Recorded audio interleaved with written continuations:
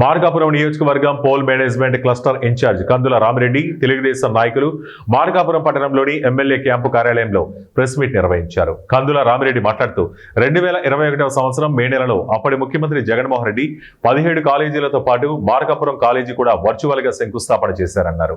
కానీ 17 కాలేజీల్లో కేంద్ర ప్రభుత్వం 5 కాలేజీలకి అనుమతి ఇచ్చారని, తన మెహర్బానీ కోసం మిగతా 12 కాలేజీలకు అప్పటి ముఖ్యమంత్రి శంకుస్థాపన చేశారన్నారు.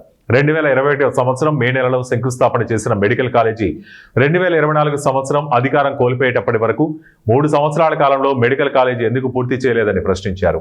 ముఖ్యమంత్రి చంద్రబాబు నాయుడు గారు అలాగే కుటుంబ ప్రభుత్వం ఆధ్వర్యంలో ఈరోజు స్వచ్ఛ భారత్ కార్యక్రమం ఈరోజు మార్కాపురం మున్సిపాలిటీలో ఇక్కడ కోనేటిలో ఈ కార్యక్రమం ఏర్పాటు చేశారు.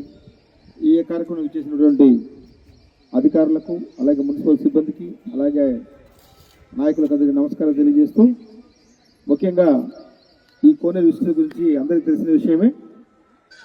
ఇక్కడ చెన్నకేశ్వరం తెప్పోత్సవం కానీ అలాగే చెన్నకేశ్వరం ఏ కార్యక్రమం జరిగినా కానీ ఇక్కడికి వచ్చి ఇక్కడ చెన్నకేశ్వరం నీళ్ళు తీసుకుపోయి చేసే కార్యక్రమం ఉంది. కాబట్టి దయచేసి ఇది దేవుడు కోనేరుగా భావించాలి అందరము.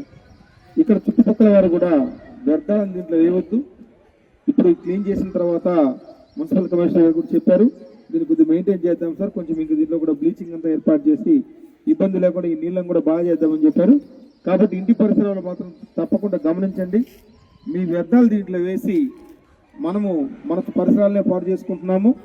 దోమలు పెరుగుతాయి, నీరు కాలుష్యం అయిపోతూ ఉంది, ఈ గాలి పీలిస్తే కూడా ఇబ్బందులు వస్తాయి. కాబట్టి మీరు దయచేసి వ్యర్థాలను వేయొద్దు. దీన్ని ముందు కూడా మున్సిపల్ వారి ఆధ్వర్యంలో ఎటువంటి ఇబ్బంది లేకుండా చూసుకుంటారు. కాబట్టి మనం కూడా సహకరించి కోనేరుని కాపాడే బాధ్యత, ఇది దేవుడి కోనేరుగా భావించి అందరం కూడా పవిత్రంగా ఉంచుకోవాలని కోరుకుంటున్నాం.